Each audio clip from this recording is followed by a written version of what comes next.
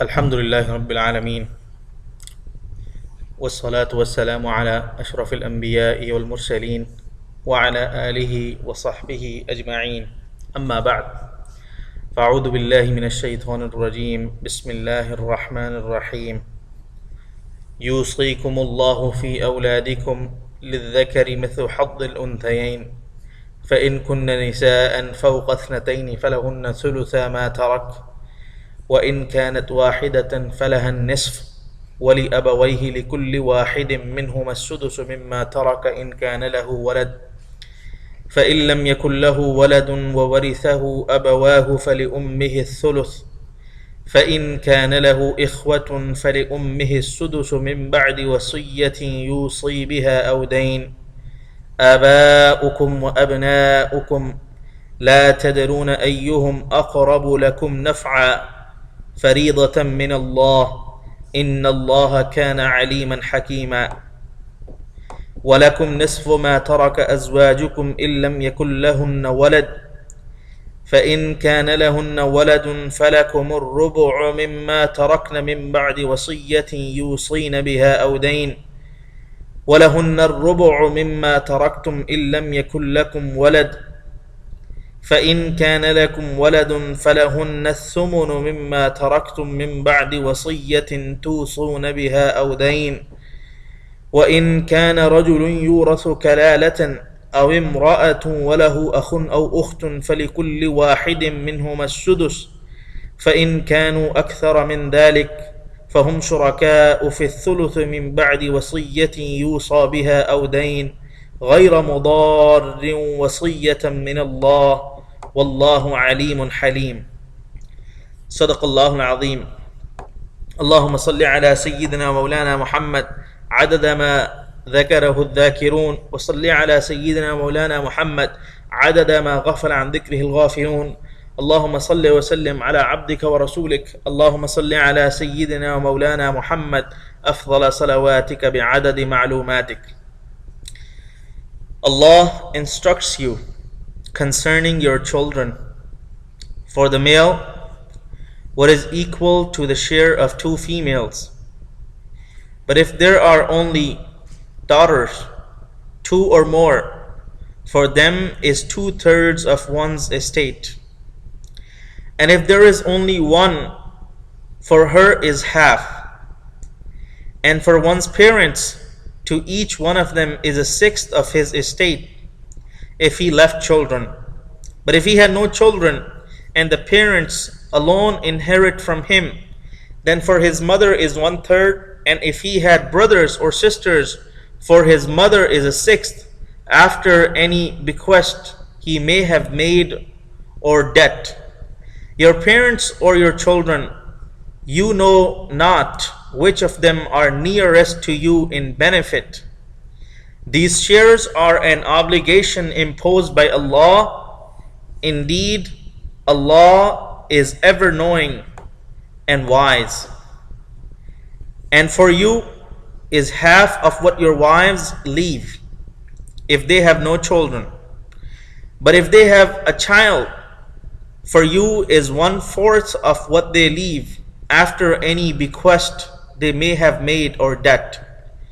And for the wives is 1/4 if you leave no child. But if you leave a child, then for them is 1/8 of what you leave, after any bequest you may have made or debt. And if a man or woman leaves neither ascendants nor descendants, but has a brother or a sister, then for each one of them is 1/6. But if they are more than two, they share 1/3 after any bequest which was made or debt, as long as there is no detriment caused. This is an ordinance from Allah, and Allah is knowing and forbearing. This is the translation of verse 11 and 12 of Surah An-Nisaa. Back in verse 8 of the same surah, Allah subhanahu wa ta'ala mentioned that for men is a share of what the parents and close relatives leave, and for women is a share of what the parents and close relatives leave. Verse number 7 of the same surah, Surah Al-Nisaa. So in there, Allah subhanahu wa ta'ala mentioned in open words, in general terms, that there is a share. لِلْرِجَالِ نَصِيبٌ. For men there is a share. وَلِلنِّسَاءِ نَصِيبٌ. And for women there is a share. But he did not describe the percentage of that share, or the amount of that share that the woman or the men will receive from inheritance. And then Allah subhanahu wa ta'ala took the responsibility upon himself to explain the shares of men and women, how much the men would receive and how much the woman would receive in case of the death of the father or the son or the daughter or the husband or the wife. In case of the death of each of these relatives, Allah subhanahu wa ta'ala explained the share that the men or the women who are left behind will receive. So the first verse that we recited tonight was verse 11. In that verse we have already covered in our previous session. Allah subhanahu wa ta'ala described the shares of children and also the parents, because parents and children are the main people. They are the main family members because they have the direct relationship. All others, they have indirect relationship. They are connected through someone. But father and son and mother and daughter, or mother or daughter and father, they are connected directly. They are the primary relatives. They are the main relatives. So when a father dies, he leaves behind a son or daughter, or sons or daughters. They will inevitably inherit. They will inevitably receive a share. There is a specific share, and they will never be deprived. As long as the father or the mother are leaving something behind, the children will always receive a share. However, if the father or the mother left nothing behind, obviously there will be no share, because there will be nothing to divide, there will be nothing to distribute. Or the father or the mother left only as much behind, as much was enough to cover the expenses of funeral and burial. In that case, there will be no distribution, there will be no division, because there's nothing to divide. So let's say, for example, the father left only $4,000 behind, and the cost of funeral, the cost of burial covers all of that. It encompasses this $4,000 that was left behind by the father.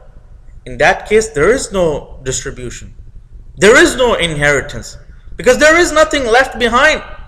As I explained in our previous session, that the expenses of funeral and burial will come out first.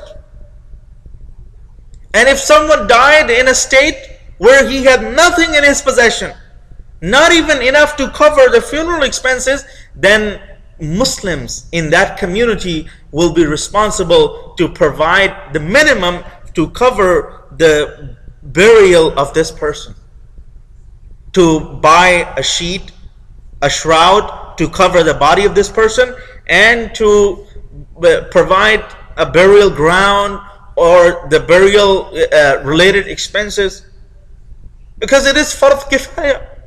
We have to bury this person. We cannot leave this person out in the open. So burying this person is a responsibility. But to provide for that responsibility, the first person who's held responsible is the person who's dying. So each and every single individual, many times we are confused or we are misled into thinking that